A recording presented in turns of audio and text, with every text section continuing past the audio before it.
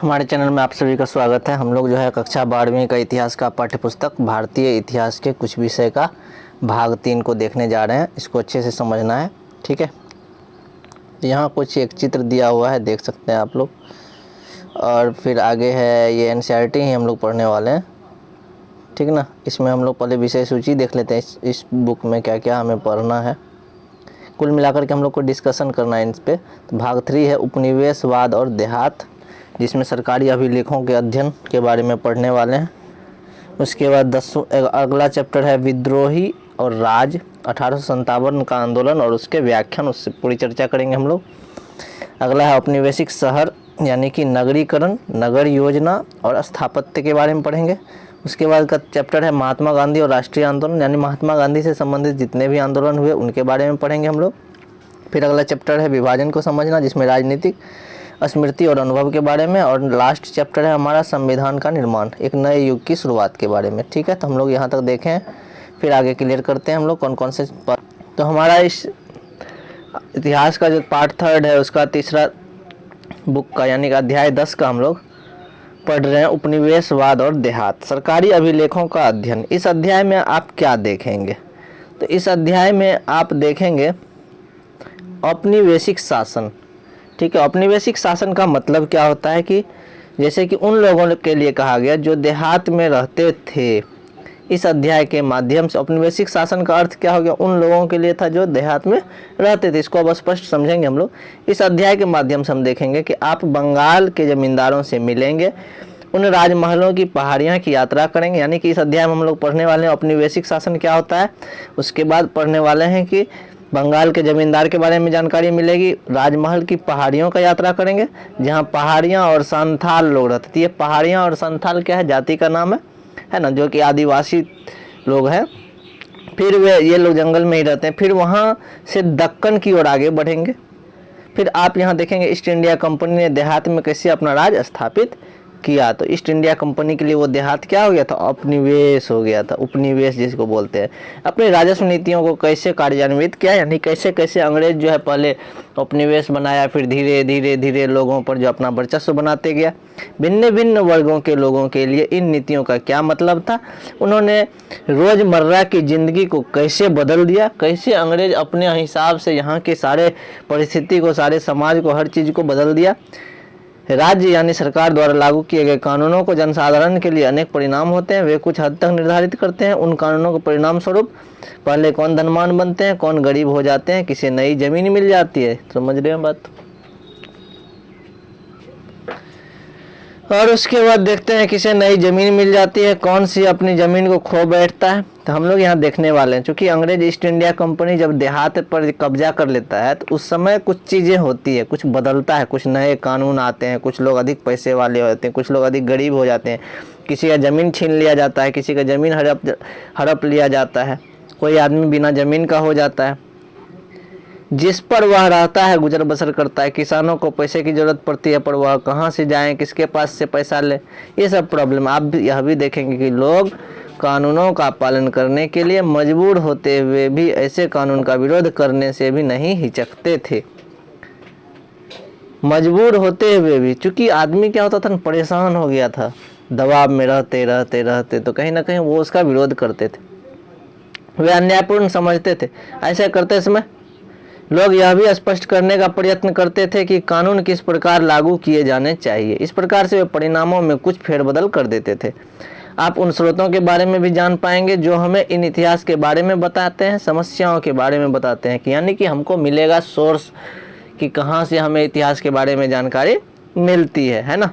तो और उसके राजस्व के बारे में सर्वेक्षण हुआ है, जैसे कि पत्र पत्रिकाएँ, यानी कि बहुत सारी जानकारी विवरणों और जांच आयोगों के द्वारा प्रस्तुत की गई रिपोर्ट के बारे में पढ़ेंगे। जैसे कि यहाँ दिखाया गया है, कपास गांव से मंडी ले जा रही है। और यह जो हुआ है चित्र प्रकाशित हुआ 20 अप्रैल 1861 के लंदन न्यूज़ में प्रकाशित हुआ था। बैलगाड़ी पर जो है लोग कपास को जो है मार्केट ले जाया जा रहा है। तो कुल मिलाकर के हमने क्या देखा, क्या पढ़ना है इस अध्याय में, तो हमने यही देखा कि किस प्रकार जो औपनिवेशिक शासन का अंग्रेज जो है अपना उपनिवेश बनाता है, कैसे कब्जा करता है भारत पर, कैसे लोगों का ज़मीन हड़पता है, कैसे लोग अपना ज़मीन खो देते हैं, कैसे वे गुजर बसर करते हैं सब कुछ छीन जाने के बाद, किस मजबूरी में वह रहते हैं, किस प्रकार वह संघर्ष करते हैं, कैसे उनको टैक्स देना पड़ता है, अपने ही ज़मीन का टैक्स अब खुद देना पड़ता है अंग्रेज़ों को। तो ये सब परिस्थितियाँ हम लोग पढ़ेंगे, कहाँ से हमें ये जानकारी मिली इतिहास के बारे में। ठीक है, तो यहाँ तक कोई प्रॉब्लम नहीं होना चाहिए। यदि प्रॉब्लम हो तो कमेंट बॉक्स में कमेंट करना ज़रूर, मैं आपकी मदद अवश्य करूँगा। ठीक है, अब हमारा आता है बंगाल। अभी हम लोग देखे बंगाल और वहाँ के ज़मींदार के बारे में चर्चा करेंगे, तो हम लोग चलते हैं बंगाल। बंगाल का नाम सुने हैं, पश्चिम बंगाल वर्तमान में है, जो कि बिहार पहले उसी में मिला हुआ था। तो बंगाल और वहाँ के ज़मींदार, जैसा कि आप जानते हैं कि औपनिवेशिक शासन सर्वप्रथम बंगाल में स्थापित किया गया था। ये बात भी सही है, हम लोग जानते हैं कि प्रथम गवर्नर जनरल जो था बना था पूरे भारत का, कहाँ का, तो बंगाल का ही बनाया गया था। चूँकि बंगाल बहुत बड़ा स्टेट था, राज्य था, प्रांत था, जो भी बोला जाए, और इसीलिए जो सबसे पहले औपनिवेशिक शासन शुरुआत कहाँ से हुई थी, बंगाल से हुई थी। हम लोगों ने देखा था कि शुरुआत में हम लोग बंगाल पहुँचने वाले हैं, बंगाल के ज़मींदारों से मिलेंगे। तो जैसा कि जानते हैं, क्या जानते हैं हम लोग, औपनिवेशिक शासन सर्वप्रथम कहाँ पर स्थापित किया गया था, तो बंगाल में। यह वही प्रांत था जहाँ सबसे पहले ग्रामीण समाज की पुनर्व्यवस्थित करने और भूमि संबंधी अधिकारों की नई व्यवस्था, नई राजस्व प्रणाली स्थापित करने के प्रयत्न किए गए थे। तो अंग्रेजों ने क्या किया था ना, अंग्रेजों की तो बात है नहीं, कंपनी थी उस समय में, ठीक है, तो उन्होंने यहाँ पर एक नया व्यवस्था लाने का प्रयास किया, ग्रामीण समाज को फिर से व्यवस्थित करने का प्रयास किया, भूमि के अधिकार नियम को लाया गया, नए नए राजस्व प्रणाली, राजस्व जो जमीन का कर देते हम लोग, तो राजस्व प्रणाली, इन सब चीज़ों को लेकर के बंगाल में जो है नई नई चीज़ें की गई। अब देखते हैं कंपनी ने बंगाल में क्या क्या किया। अब बर्दवान में की गई नीलामी की एक घटना। बर्दवान एक जगह का नाम है जिसको वर्तमान में, अभी के समय में उसको वर्धमान कहते हैं। ठीक है, वर्धमान कहते हैं, पहले बर्दवान कहा जाता था, अब वर्धमान कहा जाता है। सन 1797 में, ठीक है, 1771 में हम लोग जान रहे हैं कि भारत में पहली बार कानून बनाया गया था। कुछ न कुछ दिल्ली में या थी, कोलकाता में जो है सुप्रीम कोर्ट की स्थापना की गई थी। आते हैं 1797 में बर्धमान में एक नीलामी की गई थी। नीलामी का मतलब क्या होता है, बोली लगाना। जैसे कोई एक सामान है, उस सामान के लिए कोई कहा 101 रुपया, फिर 102, 103, फिर कोई 200 बोली लगाता है, इस तरह से। तो यह एक बड़ी सार्वजनिक घटना रही। वर्धमान के राजा द्वारा धारित अनेक महाल यानी भू संपदाएं बेचे जा रहे थे। तो कहने का मतलब क्या हो गया, वर्धमान में जो नीलामी की घटना थी, नीलामी क्या था, तो वहाँ राजा के द्वारा जो था ना, बड़ी संख्या में बड़े बड़े भूमि के जो है टुकड़े उनको बेचा जा रहा था, जमीन को बेचा जा रहा था। सन 1793 में इस्तमरारी बंदोबस्त लागू हो गया। 1793 में कौन सा बंदोबस्त लागू हुआ, इस्तमरारी बंदोबस्त। ईस्ट इंडिया कंपनी ने राजस्व की राशि निश्चित कर दी थी जो प्रत्येक जमींदार को अदा करनी होती थी। कहने का मतलब क्या कर दिया कि राजस्व को जो है ना निश्चित कर दिया, चाहे जो कोई भी जमींदार हो उसको उतना ही राजस्व देना पड़ जाएगा। तो जो जमींदार अपनी निश्चित राशि नहीं चुका पाते थे, उसे राजस्व वसूल करने के लिए अपनी संपदाएं नीलाम कर दी जाती थी। तो अंग्रेज बहुत अच्छा दिमाग लगाया, इस्तमरारी बंदोबस्त लागू किया। उसके हिसाब से क्या था कि राजस्व को फिक्स कर दिया। मान के चलो 5 जमींदार है, 5 को 100 रुपया राजस्व देना है प्रत्येक वर्ष। यदि वह 100 रुपया राजस्व नहीं दे सकता था तो उसके जमीन की बोली लगाई जाती थी, यानी कि नीलामी की जाती थी। तब उसके बाद जो उसका मूल्य चुकाया जाता था। चूंकि वर्धमान के राजा पर राजस्व की भारी रकम बकाया थी, और चूंकि राजा का तो सारा राज्य था, राज्य पर तो उसका हक होता था, तो राजा के पास टैक्स बहुत ज़्यादा बकाया था अंग्रेजों का, इसीलिए वे बड़ी संपदाएं नीलाम करने की जाने वाली थी। नीलाम में बोली लगाने के लिए अनेक खरीदार आए थे। ठीक है, संपदाएं महाल सबसे ऊंची बोली लगाने वाले को बेच दी गई, जो सबसे ज़्यादा बोली लगाया उसको बेच दिया गया। लेकिन कलेक्टर को तुरंत ही इस सारी कहानी में एक अजीब पेंच दिखाई दे गया। तो जो कलेक्टर था, डीएम साहब, उनको कुछ गड़बड़ लगा। वे जानने में आया कि उनमें से अनेक खरीदार राजा के अपने ही नौकर, एजेंट, या फिर उन्होंने राजा की ओर से जमीनों को खरीदा है। ओहो, तो राजा जो नीलाम करवाया था जमीन को, चूंकि वह राजस्व को नहीं चुका पाया था, तो उसने क्या किया कि अपने ही लोगों को जो है नीलामी में बोली लगाने के लिए कहा, ताकि सोचा कि अपने ही पास जमीन रह जाएगा। तो सारे के सारे राजा के एजेंट थे, उन्होंने राजा की ओर से जमीनों को खरीदा था।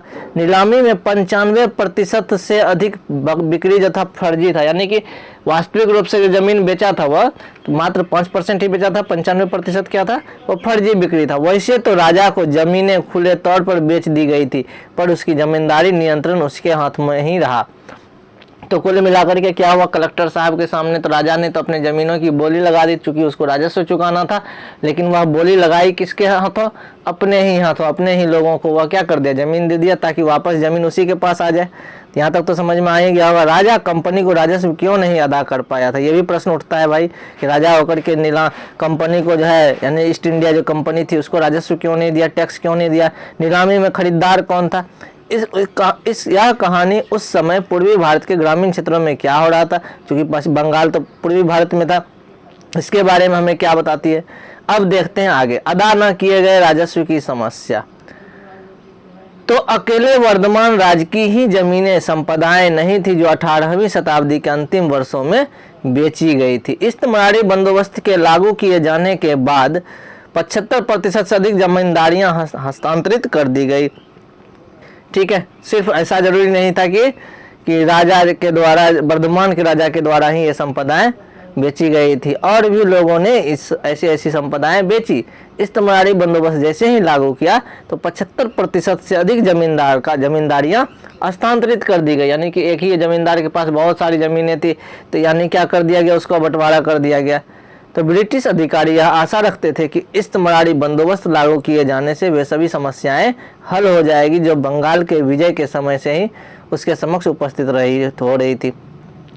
तो ब्रिटिश सरकार इस्तेमारी बंदोबस्त क्यों लागू कर रहे थे, तो कहीं ना कहीं उसके पास एक समस्या था। जब वह बंगाल पर कब्जा किए थे, ठीक है, 1970 के दशक आते आते, चूंकि उस समय क्या हो रहा था, उसे कुछ ना कुछ परेशानियां हो रही थी, तो 1770 ईस्वी के दशक तक आते आते बंगाल की ग्रामीण अर्थव्यवस्था संकट के दौर से गुजरने लगी थी। हम लोग जानते हैं कि 1771 में उन्होंने बंगाल पर अपना अधिकार प्राप्त कर लिया था, और क्योंकि बार बार अकाल पड़ रहे थे, खेती की पैदावार घटती जा रही थी, अधिकारी लोग ऐसा सोचते थे खेती, व्यापार और राज्य के जो राजस्व संबंधी जो भी चीज़ें हैं तभी विकसित किए जा सकेंगे जब कृषि में निवेश हो पाएगा। ठीक है, तो कहीं ना कहीं हमने क्या देखा, यहाँ पर कुछ देख रहे, एक पिक्चर है, ठीक है, ये चित्र है वर्धमान के राजा का डायमंड हार्बर रोड कलकत्ता स्थित राजमहल। ये वही राजा का राजमहल है जिन्होंने वर्धमान का जो राजा था, जो जमीनों की बोली लगाई थी, उस समय भी कितना भव्य और सुंदर घर था, आप देख सकते हैं। उसके बाद जो है यह दिया हुआ है कि बंगाल के बहुत से धनी जमींदारों ने अपने लिए विशाल सुंदर स्तंभों वाले राजमहल बनवा लिए थे, जिसमें कि नृत्य कक्ष होते थे, बड़े बड़े मैदान होते थे, शानदार प्रवेश द्वार होता था, यानी सुंदरता की कोई कमी नहीं थी। तो हम लोग यहाँ तक देख लिए, हम लोग आगे बढ़ते हैं। अब यहाँ पर देख रहे हैं कि क्या मेन पर्पस क्या था, चूंकि अधिक से अधिक खेती की जाती थी, तो किसानों को प्रोत्साहन यदि मिलेगा तो वो अच्छे से काम कर पाएगा, अच्छे से काम करेगा, अधिक से अधिक उपज होगी, तभी ऐसा किया जा सकेगा जब संपत्ति का अधिकार प्राप्त कर लिए जाएंगे और राजस्व की मांग दरों को अस्थायी रूप से तय कर दिया जाएगा। यदि राज्य सरकार की राजस्व मांग अस्थायी रूप से निर्धारित की गई है तो कंपनी राजस्व को नियमित प्राप्ति की आशा कर सकेगी। कहने का मतलब यह हुआ, चूंकि जमींदार के पास जमीनें होती थी और किसान उसकी खेती करते थे, तो उस कंडीशन में क्या होता था कि किसानों के पास ज़मीन का मालिकाना हक नहीं होता था। जब मालिकाना हक किसान के पास नहीं होता था, वह बेमन से खेती करता था, जिसके कारण अधिक से अधिक उपज नहीं हो पाता था। इन सब चीज़ों को सुधारना चाहते थे अंग्रेज, और यदि राज्य सरकार की राजस्व अस्थायी रूप से निर्धारित कर दी गई तो कंपनी की नियमित राजस्व की प्राप्ति का आशा कर सकेगी। और इन्होंने क्या सोचा कि यदि टैक्स को हम जो है क्या कर दे, फिक्स कर दे लोगों में, तो उस कंडीशन में क्या होगा, रेगुलर हमारे पास राजस्व आते रहेगा। उद्यमकर्ताओं ने अपनी पूंजी निवेश में से एक निश्चित लाभ कमाने की उम्मीद रख सकेंगे, क्योंकि राज्य अपने दावे में वृद्धि करके लाभ की राशि नहीं छीन सकेगा। अधिकारियों को यह भी आशा थी कि प्रक्रिया से छोटे किसानों और धनी भूस्वामियों में एक ऐसा वर्ग उत्पन्न हो जाएगा जिसके पास कृषि सुधार के लिए पूंजी और उद्यम दोनों होंगे। तो ये भी चाहते थे कि छोटे किसान और बड़े धनी मनी जमींदार व्यक्ति जिसका की जमीन हो, दोनों में से एक नया उत्पन्न हो, ऐसा आदमी, ऐसा वर्ग, ऐसा कैटेगरी जिसमें कि किसान भी हो, किसान तो हो ही, उसके पास थोड़ा बहुत पूंजी भी हो, थोड़ा बहुत बिजनेस भी कर सके।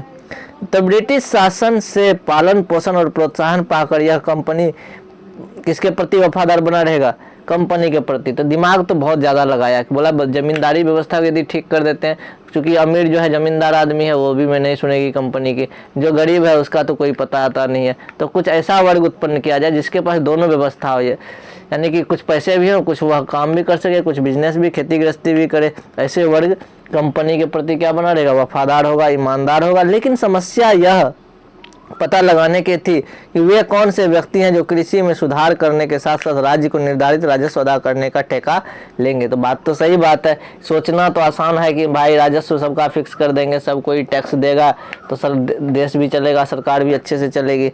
लेकिन अब ये काम करेगा कौन, कैसे सुधार किया जाएगा, कृषि में कैसे सुधार किया जाएगा।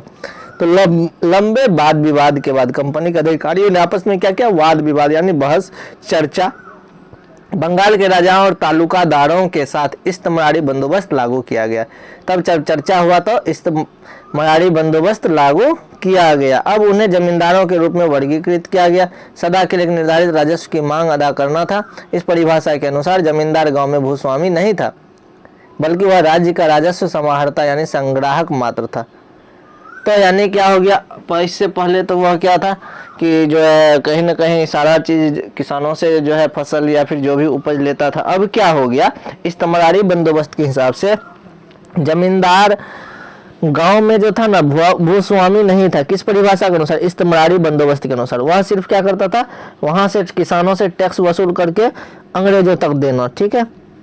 इसके लिए क्या क्या, एक जमींदार के नीचे कभी कभी 400 तक गांव होते थे। कंपनी के हिसाब से एक जमींदारी के भीतर आने वाले गांव को मिलाकर एक राजस्व संपदा का रूप ले लेती थी। कहने का मतलब एक जमींदार को 100 गांव, 200 गांव, 400 गांव दे दिया गया और उस गांव से जितने भी राजस्व आएंगे, जितने भी टैक्स आएंगे, उसको लेकर के वह अंग्रेजी सरकार को देगी। कंपनी समस्त संपदा पर कुल मांग निर्धारित करती थी कि कितना, यानी कि आपके ये 400 गांव में हमको कितना लगभग टैक्स मिलेगा, उतना टैक्स का डिमांड देता था जमींदार को। जमींदार किसानों से, गांव से घूम सबसे वसूल करके फिर उसको पहुंचाता था। फिर जमींदार क्या करते थे, उस गांव में निर्धारित राशि को इकट्ठा करती थी। जमींदार से अपेक्षा की जाती थी कि वह कंपनी को नियमित रूप से राजस्व की अदा करे। यदि वह ऐसा नहीं करेगा तो उसकी संपदा नीलाम कर दी जाएगी। तो जो जमींदार था, जमींदार का जमीन ही था, तो लेकिन उसके पास कंडीशन क्या था, यदि आप समय से राजस्व का भुगतान नहीं करते टैक्स का, उस गांव से वसूल करके, आपके पास जितने भी 400 500 जो भी गांव है, तो आपको क्या कर दिया जाएगा, आपकी जमीन को नीलाम कर लिया जाएगा।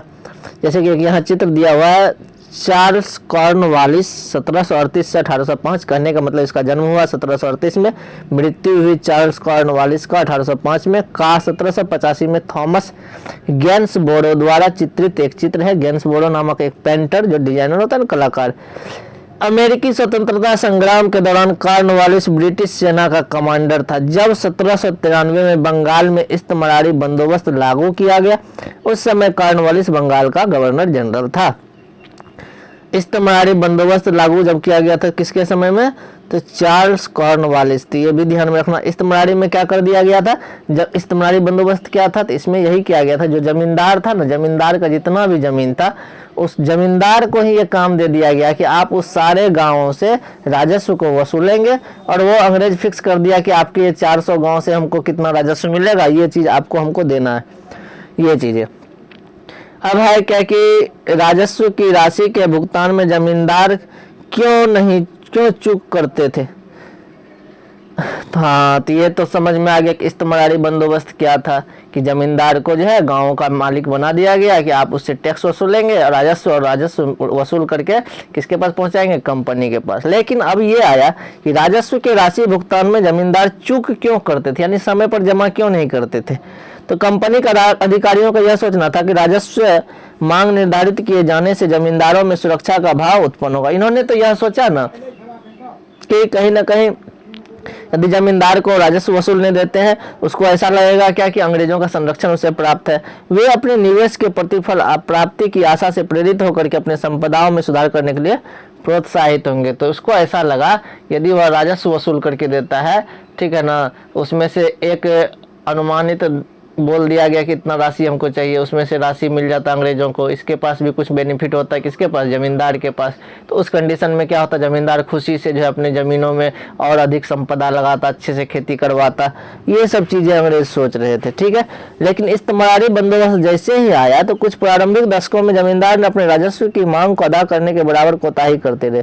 लेकिन इस्तेमारी बंदोबस्त का नियम तो हम समझ गए, इसके अनुसार क्या करते थे, वो समय पर जमा नहीं करते थे, जिसके परिणाम स्वरूप क्या होते गया, राजस्व का बकाया बढ़ते गया। होता है ना, जैसे कि हम क्लास कर रहे हैं, मान के चलो 1 महीना का जमा नहीं किए तो कुछ रुपया हुआ, फिर दूसरा महीना का नहीं किया तो डबल हो गया, तीसरा महीना, चौथा महीना, तो जैसे जैसे समय बढ़ते जाएगा तो क्या होता था, तो उसका पेमेंट बढ़ते गया, ज़्यादा होते गया, उसी तरह से राजस्व भी बढ़ते जा रहा था।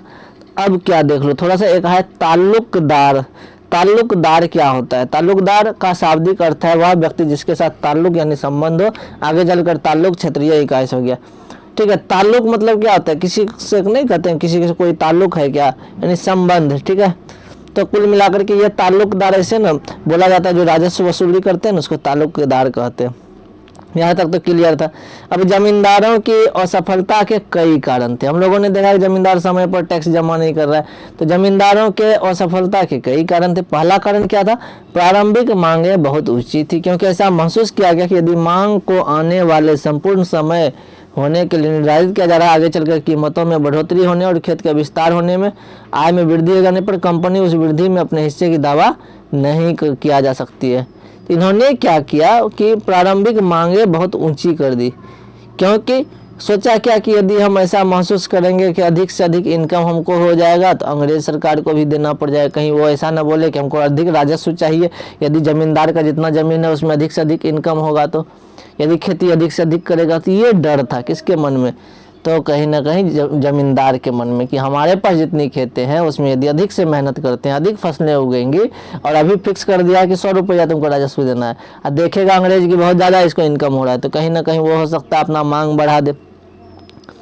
तो इस प्रत्याशित हानि को कम करने और कम स्तर पर रखने के लिए कंपनी ने राजस्व मांग को ऊंचे स्तर पर रखा। इसके लिए दलील दी कि ज्यों-ज्यों कृषि उत्पादन वृद्धि होगी कीमतें बढ़ती चली जाएगी, जमींदारों को बहुत सने सने कम हो जाएगा। लेकिन अंग्रेजों ने क्या किया, अंग्रेजों ने क्या बोला कि देखो भैया, आप कम उत्पादन कर रहे हो, आपको इतना टैक्स लग रहा है, ठीक है, तो ज़्यादा उत्पादन करोगे तो ज़्यादा टैक्स लगेगा, लेकिन ज़्यादा उत्पादन करने के साथ साथ आपके फसलों का रेट भी बढ़ता जाएगा, इसीलिए आप लोगों को चिंता करने की आवश्यकता नहीं है, आप लोगों का जो है टेंशन कम होते जाएगा, आपकी इनकम भी बढ़ेगी, तो पहला प्रॉब्लम तो ये था। दूसरा प्रॉब्लम क्या था कि यह ऊंची मांग 1790 के दशक में लागू की गई। दूसरा प्रॉब्लम जमींदारों का, जब कृषि उपज की कीमतें नीची थी, जिससे रैयत किसानों के लिए जमींदारों के लिए देय राशि चुकाना मुश्किल था, तब जमींदार स्वयं किसानों से राजस्व इकट्ठा नहीं कर सकता, वो आगे चल के कंपनी निर्धारित राजस्व कैसे अदा कर सकता है। सिंपल सी बात है। पहला चीज़ तो हमको ये समझ में आया कि जमींदार को प्रॉब्लम यह था कि भैया हमारे यहाँ जब फसल का उत्पादन अधिक होगा तो अंग्रेजों को तो अधिक देना पड़ेगा। लेकिन अंग्रेजों ने क्या सफाई दिया कि भाई जब आपका फसल उत्पादन अधिक होगा तो उस कंडीशन में क्या करेगा, फसल का दाम अधिक हो जाएगा तो आपका इनकम भी बढ़ेगा, यदि आपका टैक्स बढ़ेगा। तो एक कारण तो ये। दूसरा कारण ये था कि जब कृषि की उपज, जितना उपज हुआ उसका कीमत कम हो गया, जब कम कीमत हो गया आपने क्या कर दिया, यानी कंपनी वालों ने क्या कर दिया था, टैक्स फिक्स कर दिया था। और टैक्स आपका फिक्स है 100 रुपया, हमारा इनकम नहीं हो पाया 80 रुपया हुआ, तो उस कंडीशन में हम टैक्स तो जमा नहीं कर पाएंगे, तो मुश्किल हो जाएगी, है ना। और इसलिए भी अदा नहीं कर पाता था। और ज़मींदार जो है किसानों पर तो प्रेशर बना नहीं सकता है, क्योंकि उसके पास तो उनकी ज़मीनें थी जिसको उपजा रहा था। तीसरा क्या था, राजस्व असमान था। फसल अच्छी हो या खराब, राजस्व के ठीक समय भुगतान जरूरी था। क्या था, राजस्व असमान था। आपको तो दोनों चीज़ों का ध्यान रखना होता कंपनी को। भैया इस बार फसल नहीं हुआ, आंधी आ गया, फसल बर्बाद हो गया, तो राजस्व आपको छूट देना चाहिए, लेकिन ऐसा होता नहीं था। राजस्व आपने फिक्स कर दिया था, जिसके कारण किसानों और जमींदारों दोनों को प्रॉब्लम हो रहा था। वस्तुतः हुआ यह कि सूर्यास्त विधि यानी कानून के अनुसार निश्चित तारीख को सूर्यास्त होने तक भुगतान नहीं आता था, तो जमींदारी नीलाम किया जा सकता था। और प्रॉब्लम क्या था कि यदि समय पर टैक्स नहीं दिया जा रहा था तो जमींदारों का जो जमीन था उनको नीलाम कर दिया जाता था। चौथा क्या था, इस्तेमारी बंदोबस्त ने प्रारंभ में जमींदारी की शक्ति को रैयत से राजस्व इकट्ठा करने और जमींदारी का प्रबंध करने तक ही सीमित कर दिया था। और चौथा प्रॉब्लम क्या था, तो चौथा प्रॉब्लम हमारे पास यह था, जमींदार का कहीं ना कहीं काम को सीमित कर दिया गया था। अब जो ज़मीन पे उसका हक बहुत कम था, नहीं, क्योंकि देखो हक कैसे कम था, उसी का ज़मीन उसी को क्या बोला, तुम राजस्व वसूल के मुझे दो, ठीक है। यदि तुम राजस्व समय पर नहीं देते हो, ज़मींदार यदि राजस्व समय पर कंपनी को नहीं देती है तो वो क्या करता, वह ज़मीन को नीलाम कर देता था। तो इन सब चीज़ों से परेशान था ज़मींदार और इसीलिए समय पर अपना राजस्व जमा नहीं करता था। हम लोगों ने चारों कंडीशन को देखा कि क्यों ज़मींदार राजस्व समय पर जमा नहीं करता था। कंपनी ज़मींदारों को पूरा महत्व देती थी, पर उन्हें नियंत्रण और विनियमित करना, उनकी सत्ता को अपने वश में रखना, उनकी स्वायत्तता को सीमित करना भी चाहती थी। तो सीधी सी बात है, कंपनी क्या करना चाह रही थी, ज़मींदारों को अपने वश में करना चाह, जमीन तो ज़मींदार का ही था, लेकिन अकल इस तरह से लगा रहा था कहीं ना कहीं वो ज़मींदार जो है कंपनी के वश में रहे, कंपनी के नियंत्रण में रहे, ठीक है। उसकी स्वायत्तता खत्म करना चाह रही थी। फलस्वरूप ज़मींदारों को सैन्य टुकड़ियों को भंग कर दिया गया। तो पहले सेना होता था, छोटी मोटी सेनाएं होती थी ज़मींदारों के पास, उसको अभी क्या कर दिया गया, भंग कर दिया गया। सीमा शुल्क समाप्त कर दिया गया। उनकी कचहरियों को कंपनी के द्वारा नियुक्त कलेक्टर की देखरेख में रख दिया गया। धीरे धीरे फिर क्या कर दिया गया कि जमींदार 400 गांव है, उस एरिया में जो कलेक्टर होता था, अब कलेक्टर को हेड बना दिया, यानी जमींदार से जो राजस्व वसूलने वाली काम था वह भी छीन लिया गया उससे। जमींदारों से स्थानीय न्याय, क्योंकि जमींदार तो जमीन वाला व्यक्ति था, बड़े बड़े लोग थे, वे गांव में आसपास कुछ भी प्रॉब्लम होता था उसमें न्याय का भी काम करते थे, फैसला सुनाते थे जमींदार। लेकिन ये सब चीज़ें उनसे छीन लिया गया, उनका न्याय व्यवस्था खत्म कर दिया गया। उनके पास जो पुलिसें होती थी वो सब भी शक्तियाँ छीन ली गई। यह किसको दिया गया, वहाँ के जो जिला अधिकारी डीएम यानी कलेक्टर होते थे उनको दे दिया गया। स्थानीय पुलिस की व्यवस्था करने की शक्ति भी छीन ली गई, यानी पहले जो था जमींदार के पास ही पुलिस की व्यवस्था थी, वो कोई थाना वाना नहीं होता था, तो पुलिस स्टेशन नहीं होते थे, तो ये चीज़ें स्थानीय पुलिस की व्यवस्था भी उनसे छीन ली गई। साथ साथ कलेक्टर को धीरे धीरे ये सारा शक्ति दे दिया गया है ना, और जमींदार के अधिकारों को पूरी तरह से सीमित कर दिया गया और प्रतिबंधित कर दिया गया।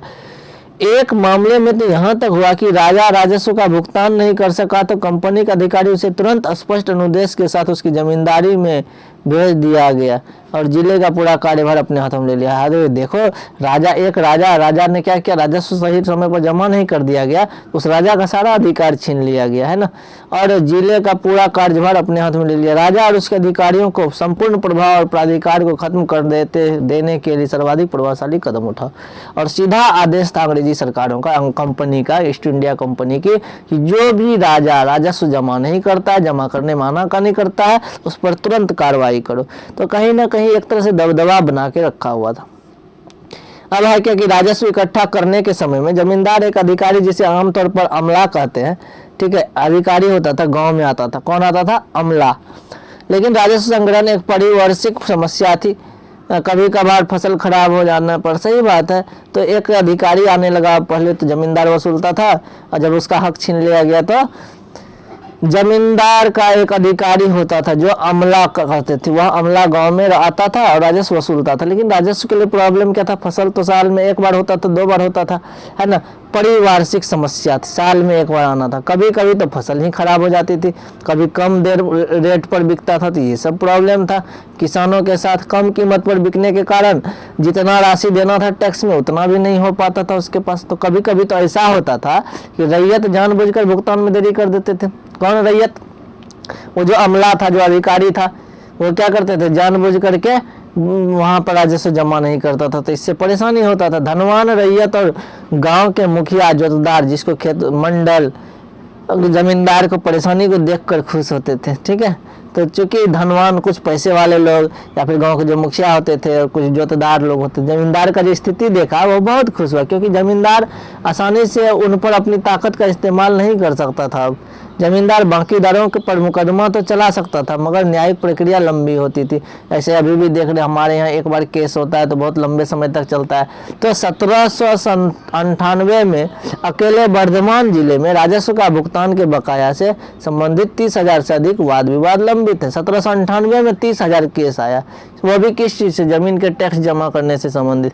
तो खुश कौन था जमींदार के इस हालात को देख करके, तो मुखिया और धनवान जो लोग होते थे, धनवान किसान सब, वो सब, और कुछ लोग तो यहाँ तक हम लोगों ने देखा। नेक्स्ट लेक्चर में आएंगे उपनिवेशवाद और देहात, ठीक है। अच्छे से समझना, कहीं प्रॉब्लम होगा तो बोलना, कमेंट करना। यदि कोई कठिन शब्द हो पढ़ने में, कहीं समझने में, तो उसको भी कमेंट बॉक्स में लिखना, ठीक है। या फिर मेरे व्हाट्सएप नंबर पे व्हाट्सएप कर देना, सारे हार्ड वर्ड को लिख करके मैं उसका सारा मीनिंग बता दूंगा, ठीक है।